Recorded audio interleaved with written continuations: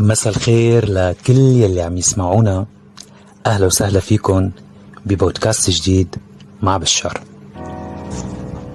اليوم حوارنا هو مختلف ورح سميه فنجان قهوة. رح نحكي فيه مع شخص أنا بشوفه من لما اجيت على أوروبا تعرفت عليه.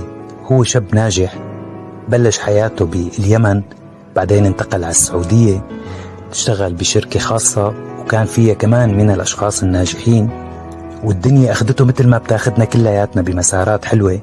تغير مساره وانتقل للإعلام، وحتى بالإعلام كان شخص ناجح، كتب مقالات بأهم الجرائد والصحف العربية، وطور من حاله وقرأ كتب، وصار شخص مثقف بمجال الإعلام بشكل كبير، وكسب خبرة جديدة، وهذا شيء يحتسب له. وكل النجاح والمهارة والمجد يلي عمله بالسعودية تركه وإجا على أوروبا لحتى يبلش بأمل جديد ويكمل مسيرة حياته، وحتى يعطي لحياته ولمستقبله آمال جديدة بمجتمع مختلف بس بيقبل كل الاختلافات وبيرحب فيها. رحبوا معي بالشاب اليمني اللي هو رفيقي الجديد هون بأوروبا، أحمد اليمني. أهلا وسهلا فيك وشرفتنا عبر هالبودكاست. أهلا بك أخي بشار، وأنا سعيد بالجلوس معك والمشاركة بهذا اللقاء. الله يسعدك يا رب. اليوم رح نحكي ببعض الأسئلة اللي رح أسألك إياها. طبعا هي حتكون معنا شخصية بس ممكن تفيد كل الناس اللي عم يسمعونا، وممكن حتى هن يستفيدوا منها على مجال العمل تبعهم، وبتفيدين من خلال تجربتك اللي تصوري بقعدتي معك وبتعرفي عليك. تجربة ناجحة وفيها كتير كتير إفادة للآخرين، وخصوصا الشباب يلي بمقتبل العمر. فاليوم نحن بدنا ننهل من نبع معرفتك وخبرتك. فجاهز؟ جاهز. أهلا وسهلا فيك. بالبداية أحمد رح بلش من حيث انتهينا مع نهاية هاي السنة 2022 يلي هي بعتقد حملت إلك وحملت إلي ولكتير ناس تغييرات بحياتهم، وكانت كمان هي تغير جذري لإلك فيها. سؤالي لإلك، شو علمتك سنة 22 على الصعيد الإنساني؟ بسم الله. سنة 2022 أعتقد كان سنة محورية، سنة تغيير. انتقلنا من ثقافة إلى ثقافة جديدة، بيئة مختلفة، لغة مختلفة، كل شيء متغير. واجهنا كثير من المصاعب، التقينا بأشخاص جدد من ثقافات مختلفة، التقينا بأشخاص جيدين وأشخاص غير متقبلين الواقع أو وجود ثقافات مختلفة، ولكن نأمل أن نحدث بعض التغيير على أنفسنا، منها تعلم حرف جديدة، منها تعلم اللغة وتعلم أدوات مهنية تساعدنا اكتساب مهارات جديدة للتعايش في هذه البيئة يعني. طيب بس أنت كشخص شو اللي علمتك هاي السنة؟ علمتني إنه الحياة فيها صعوبات، والإنسان لازم يكافح ويصبر لتجاوز هذه العقبات، لأنه بدون الكفاح سينتهي الإنسان. من خلال فترة عملك بالسعودية أو حتى خلال عملك بالصحافة، فيك تخبرنا كيف كان عاداتك اليومية؟ يومك أنت كيف كان ببلش؟ شو ممكن أنت تعمل باليوم؟ شيء على سبيل صحتك، شيء على سبيل مهارات خاصة بالعقل بتطوير الذات. بتمنى منك تخبرنا حتى يستفيدوا كل الناس اللي عم يسمعونا. من ناحية التنظيم أو النصائح اللي ممكن يقدمها الشخص، أولا النوم الجيد، عدم السهر إلى أوقات طويلة، ممارسة الرياضة بشكل يومي، بجانب تنمية مهارة القراءة. الثقافة شيء مهم للإنسان، الثقافة المتعددة من القراءة بالسياسة، بالتاريخ، بالدين، مجال التخصص اللي بتشتغل فيه يعني لأنه التركيز على نوع العمل طور نفسك فيه، هذا بيكون له مردود فاعل، بجانب القراءة المتنوعة على حسب المسار اللي بتمشي فيه. مثلا إذا كنت في عمل الصحافة، من المهم أن تطور نفسك بمهارات متعددة، منها التاريخ، منها السياسة، منها الاقتصاد، الثقافة، الأديان، بتعطيك مهارات حوارية جيدة. لكن من أهم المسارات النفسية اللي هي ضبط النفسية عن طريق النوم الجيد بجانب ممارسة الرياضة وإكمال الحياة بشكل طبيعي، دورة الحياة. طيب هلا أنت شو اللي وداك هذا السؤال من مجال العمل أو بمجال اقتصادي بشركة اقتصادية، شركة كبيرة، لمجال الصحافة؟ أنا ما بدي أسأل بالتفاصيل، بقصد بسؤالي أحمد أنه اليوم في كتير من الشباب بيمروا بمرحلة مثلا بيكون عم يشتغل بشغل معين، ترك، بيكتئب. أنت من تجربتي معك واللي بيتابعك بيعرف أنه أنت حدا نجحت بالفرعين، يعني كنت بمجال شغلك الخاص ناجح وانتقلت لفرع تاني، ما قلت انه انا هلا مبلش وهيك. فانا بس بدي منك هيك تحكي لنا فكرة النقل، انت كيف اثرت فيك، كيف قدرت تنجح كمان فيها، ومنه يستفيدوا الناس اللي عم يتابعونا بهالموضوع. اولا اذا بتكلم عن التجربة الخاصة، لان انا عشت فترة في السعودية، كانت حياتي بين السعودية واليمن. يعني أنا يعني ما أتكلم عن مرحلة مثالية واجه الإنسان فيها الكثير من المصاعب. أنا فعليا اشتغلت في مجال فني، كنت في شركة مزود خدمات إنترنت، وكنت مسؤول قسم مشرف في مجال خدمة العملاء بجانب الدعم الفني للعملاء، خدمة ما بعد البيع، المشاكل الفنية، ساعد العملاء على حلها. أما إذا رجعنا لمحور الصحافة بالأساس أنا محب للعلاقات الدولية. أنا كان اهتمامي الأول أنه بعد مرحلة الثانوية أكمل تعليمي في مجال العلاقات الدولية، الأمن الدولي، السياسة. هذه كانت من أهم الأمور، لأن أنا كنت محب للتاريخ، محب للسياسة، محب للثقافة العامة. يعني كنت أقدم بعض التحليل لبعض الأزمات السياسية، إشكال السبب، المشكلات، جذور المشكلات، وطرح بعض الحلول. لأن أنا قرأت بالأديان، بالمذاهب الدينية على مستوى الإسلام أو المسيحية أو غيرها من هذا، بجانب الأزمات العالمية اللي موجودة مثلا في شرق آسيا، في الشرق الأوسط، في أمريكا. فكان اهتمامي الأول تركيزي دراسة العلاقات الدولية، يعني هذا كان أهم اهتمام كنت بركز فيه. بس بسبب الأزمات السياسية اللي حدثت باليمن لم أتمكن من إكمال دراستي الجامعية في موسكو في روسيا. كان جلبت قبول معهد العلاقات الدولية جامعة موسكو، لكن للأسف ما أكملت، ورجعت إلى السعودية وعملت دبلومة في مجال الاي تي، واشتغلت في شركات مجال خدمات الانترنت، وحاولت العمل في التجارة. لكن الأزمات اللي موجودة، الأزمات في السعودية وغيرها، التقليل من الأجانب والاعتماد على العمالة الوطنية، جعلتني أنتقل إلى أوروبا. وأما مجال الصحافة لأنه أنا محب للشأن العالمي، كنت بمارس هواية، يعني تحولت إلى هواية، كتابة مقالات تحليلية، سياسة، قضايا في الشأن اليمني، في الشأن العربي، عن الديمقراطية، عن الأنظمة الدكتاتورية، عن قضايا الإرهاب، التطرف، بجانب القضايا الاندماج، التواصل عبر الثقافات. يعني هذه كان عبارة عن اهتمام، وكنت أجيد الكتابة فيه. طيب هلا أنت من خبرتك خصوصا بهالفترات، هلا كتير من الشباب الجدد عم يحاولوا يطلعوا من الوطن العربي لحتى يدوروا على فرص أفضل بالحياة. في ناس كتير عم تهاجر على دول من غير ثقافتنا العربية، يعني بكل هالعالم الكبير. فبتلاقي كتير من الشباب يلي عم ينتقلوا على بلد غريبة عن بلداننا وعن ثقافتنا وعادات مختلفة.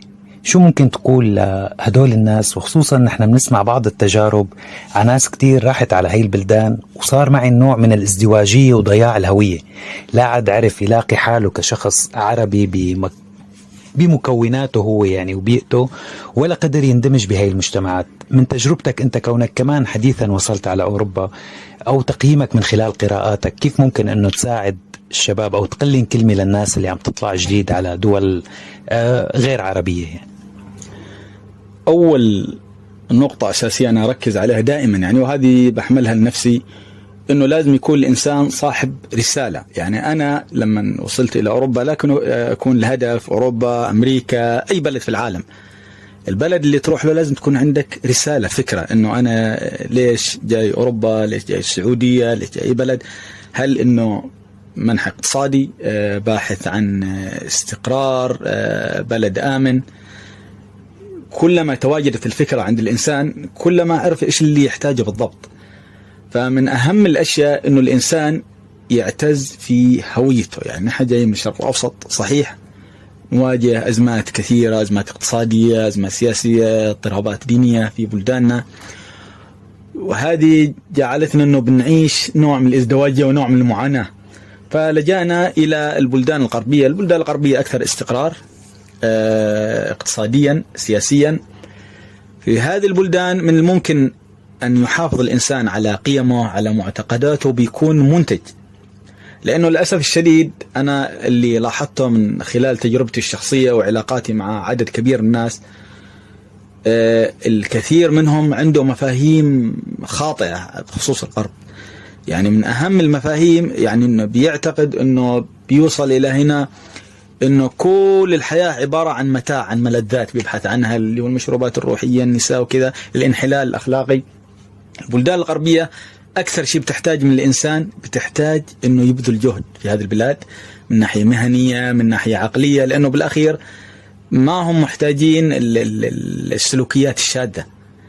طبيعة الإنسان إنه لما بيوصل إلى بلد أوروبي لازم بيثبت هويته، بيثبت نفسه عن طريق الإنجاز، عن طريق الاندماج، عن طريق تعلم اللغة، عن طريق الأخلاقيات، إنه بتكون صاحب رسالة، صاحب قيم، مندمج في مجتمعك ومؤثر فيه. ويكون التأثير عن طريق بذل الجهود في الدراسات المهنية، حتى لا تكون عبء على نفسك ولا على المجتمع الآخر، لأنك أنت بتكون حامل رسالة وممثل لهويتك وممثل لنفسك. يعني المهم جدا يكون الإنسان معتز بنفسه وبقيمه وبيظهر في أجمل مظهر. لكن الشخص اللي بيعتقد أنه بيجي البلدان الغربية أنه بيبحث عن الانحلال، لأنه في أشخاص بيعتقد أنه بيوصل للغرب أنه بيحصل على مساعدات، بيشرب الكحول وبيكون علاقات عاطفية، وهذه من أكبر الأخطاء اللي بيرتكبها الشباب وبعض الأشخاص القادمين الجدد، لأنه هذه كلها عبارة عن أوهام، ما بيحقق منها إنجاز، بيكون عبارة عن عالة عن المجتمع، بيعيش معاناة، معزول اجتماعيا، بيواجه مشاكل في الاندماج. يعني في أشخاص أنا اللي أعرفهم أنه واجهوا حالات نفسية بسبب اضطرابات، بسبب العزلة. يعني الواقع شيء والإعلام اللي بيظهره شيء مختلف. فأنا دائما أنه أنصح الشخص أنه بيكافح، ولازم يحصل على مكان في هذا البلد. الشخص اللي بيعتز بنفسه أنه بيكافح. بلدان الغربية بلدان مفتوحة، كلما كافحت وجاهدت فيها، يعني الجهاد جهاد النفس، أن تبذل جهود حتى تحقق إنجاز على الصعيد العلمي والمهني. هذه أكبر نصيحة، وأنا بنصح نفسي فيها يعني قبل ما أنصح الآخرين، وإن شاء الله أنه نحقق بعض النجاحات في المستقبل القريب بإذن الله. أنت راضي عن إنجازاتك ونجاحاتك اللي عملتها بحياتك السابقة؟ نحن عم نحكي بالسعودية أو باليمن. أنا طموحاتي كانت أكبر، لكن الظروف ما مكنتني بسبب أزمات سياسية، لأنه أنا كانت لي آمال كبيرة من هالمسار المهني والمجال التعليمي. يعني أنا حاولت أبذل بالشيء المتاح عندي، لكن ما كنت مقتنع كامل القناعة. وبإذن الله بالفرص المتاحة أنه بنحاول نبذل جهود ونحقق الشيء اللي ما حققناه في الماضي. هذا اللي ممكن بقول لك إياه الآن. طيب من تجربتك أحمد بالحياة بشكل عام، شو فيك لو فيك أنت تنصح العالم والناس نصيحة وحدة مفيدة لحياة أفضل، شو ممكن أنه تكون من تجربتك؟ يعني أنا راح نتكلم عن التجربة في البلدان الغربية. نحن إذا تكلمنا يعني بالحياة بالإجمال، يعني أنا بقصد بالحياة، يعني مو يعني أنت كحدا، كل واحد بيكون عنده فلسفته الخاصة بالحياة. أنت اليوم مثلا إذا بدك تقول إنه شو ممكن تنصح الناس عموما، يعني النصيحة الأساسية إنه الإنسان يحاول يكافح. الحياة ما هي سهلة، صعوبات كثيرة، كثير من التعقيدات. البعض انه بيوصل الى مراحل ياس بسبب فشل مهني، فشل اقتصادي. فالنصيحة انه الانسان لازم يصبر ولازم يكافح وبيعمل بالاسباب اللي بتمكنه انه بيستعيد حياته الصحية الطبيعية. ومن اهم الاشياء قاعدة مهمة جدا انه الانسان يكون متسامح مع نفسه ومع زمانه، متسامح من خلال الاتصال، تفاهم الثقافات الجديدة، لانه من الممكن الانسان بيجي من بيئة مختلفة او بيئة منقلقة، طريقة التفكير محددة. أنا بحترم هذا الشيء، لكن ممكن من ضمن الأزمات اللي بيواجهها الناس إنه بيروحوا إلى مناطق جديدة مختلفة، فبينصدم بثقافة مختلفة، طريقة تفكير مختلفة. فمن المهم، يعني مش مهم، هذه نصيحة أساسية، إنه الشخص بيكون متسامح ومنفتح على التعددية الثقافية الموجودة، وبيبدأ بيحاول إنه بياخذ له مكان في البيئة الجديدة اللي بينخرط فيها من خلال الكفاح بالعلم والأخلاق.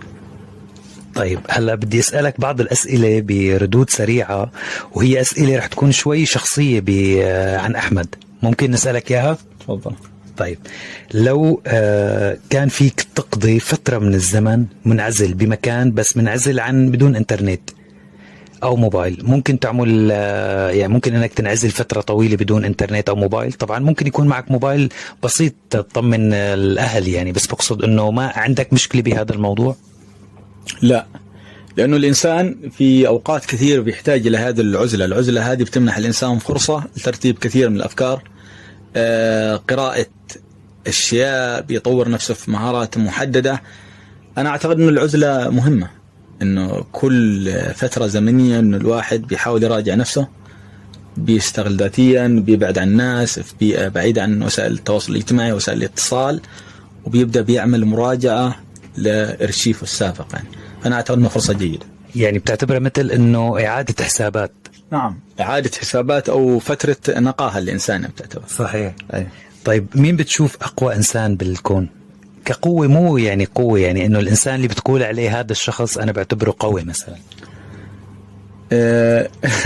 في صعوبة، لكن القوة يعني أنا أعتقد أنه الإنسان نفسه إنه لازم بيكون حامل لنفسه. القوة هي قوة داخلية عند الإنسان، القوة الداخلية اللي بتخلي الإنسان بيكون رافع لنفسه، متجاوز لأي أزمة بيعاني بالحياة.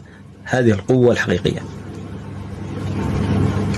إنه أنت برأيك إنه الإنسان يضل أقوى من كل الصعاب اللي بمر فيها؟ نعم، لأنه الإنسان له رسالة بهذه الحياة، فالله سبحانه وتعالى أعطى الإنسان الطاقة والقوة للتحمل، فبنمر بابتلاءات كثير، أزمات كثير في حياتنا، فطبيعة الإنسان إنه بيتجاوز هذه الصعاب بالصبر والمقاومة والإيمان بتحقيق الهدف أو تجاوز هذه الصعاب، لأنه في الظلمة أو نهاية كل نفق يوجد بصيص من نور. صحيح. طيب هذا الكلام اللي انت عم تقوله واللي هو فعلا اي حد عم يسمعنا هو كلام مشجع وبيخلي الواحد فعلا يحاول يكون بمكان افضل ويطور من حاله. طيب شو ممكن انت احمد تقول للشباب او الصبايا اللي بتلاقين مثلا من موقف بسيط، مثلا ما نجح بالجامعة او مثلا ما انقبل بشغل معين، اكتئب؟ شوف انت كتير بنسمع عن الناس يعني دغري بياخدوا زاوية بيقول لك انا وقفت الحياة عني، يعني بتحسه ميت قبل ما يموت. شو ممكن تقلين يعني اي حد عم يسمعنا ما يرق باي حالة هيك اكتئاب او حالة انه مثلا جرب شيء وما نجح؟ مع العلم انا برأيي انا بشوف انه الفشل هو انه الواحد ما يجرب، اما طالما الانسان عم بيجرب فهو ما فاشل. شو رأيك انت او ممكن تنصح الشباب اللي بهيك حالات؟ يعني أول نصيحة يعني مسألة الوقت هو الوقت. يعني مثلا بعض الأشخاص بيعتقد أنه بيوصل إلى نهاية الطريق، يعني من الطبيعي أنه الإنسان اللي بيحاول كثير واللي بيشتغل كثير هو اللي بيفشل. الشخص اللي ما بيشتغل طبعا ما بيحقق إنجاز، يعني ما بيشوف فشل، لأنه فعليا بيكون جالس لا حاول لا تعب. فمن الطبيعي أنه الإنسان يعني أنت لما بتعمل مراجعة للتاريخ، لعظماء التاريخ كانوا في قيادات سياسية أو علماء في مجال العلوم، تحصل نسب الفشل كثيرة، لكن بالنهاية حققوا نجاحات بسبب الاستمرارية. والوقت أو العمر ما هو معضلة لتحقيق النجاح. يعني مثلا قد بيعتقد في كثير من الناس، أنا هذا اللي لاحظته بالحياة، إنه بيقول لك أنا وصلت لسن محدد فمن الصعب الإكمال، أنا خلاص. بالأخير هو العمر بيمر، اليوم بيمر، السنة بتمر، السنوات. ما أنا اليوم بدل ما أجلس 10 سنوات و20 سنة وأنا بدعي إنه أنا مريض أو إنه أنا كبرت بالسن، يعني المهم إنه بتحقق فيها نجاحات، وبالأخير الحياة يعني ماشية، الحياة يعني سايرة. فمن الخطأ إنه الإنسان بيتوقف بسبب فشل أو بسبب إنه تقديرات عمرية. من المهم الإنسان يكافح إلى آخر يوم في عمره، ما دام الإنسان حامل للصحة، الصحة العقلية والبدنية، أنا راح أكافح إلى آخر يوم في عمري. هذه أهم نصيحة إنه بيحمل الإنسان في حياته. والإنسان طبيعته إنه صاحب رسالة. الإنسان بيختلف عن الجماد أو الحيوان لأنه مالك عقل وعنده طاقة ما هي موجودة في أي مخلوق آخر. صراحة هي أنا ما بعتبرها نصيحة، هذا كلام من ذهب يلي عم تحكيه. وبنهاية هالحوار اللي أنا بعتبره شيق وجميل ومفيد، بدي أشكرك أحمد على وقتك اللي أعطيتنا إياه، وبدي أتمنى لك مستقبل حلو وجميل ومشرق وناجح مثل نجاحك، وبيستاهل طموحاتك الحلوة، لأنك فعلا بتستاهل هاي الفرصة. ونسمع عنك كل الأخبار الرائعة، ومثل ما نجحت ببلداننا العربية الجميلة كمان تنجح بأوروبا ويكون لك اسم لامع. بتمنى لك كل التوفيق من كل قلبي. كلمة أخيرة للناس اللي عم يتابعونا عبر قناتي على اليوتيوب. شكرا لك أخي بشار، وشكرا لكل متابعيك. بإذن الله يعني أنه مرحلة وتعدي، وأتمنى أنه أنا أحقق بعض النجاحات وتحقق أنت وكل أصدقائنا المتابعين إن شاء الله. إن شاء الله. وأنا هذا اللقاء رح يضل بأرشيفي على قناتي على اليوتيوب مشان نضل نذكر بعض أنا وإنت لما ننجح إن شاء الله ويكون مستقبلنا حلو بإذن الله. بشكرك على هذا الوقت، وكل يلي عم بيتابعونا اليوم لكم مني كل التحية والاحترام. كان معكم من وراء الميكروفون بكل الحب بشار، وإلى لقاء قريب، وأهلا وسهلا بالجميع.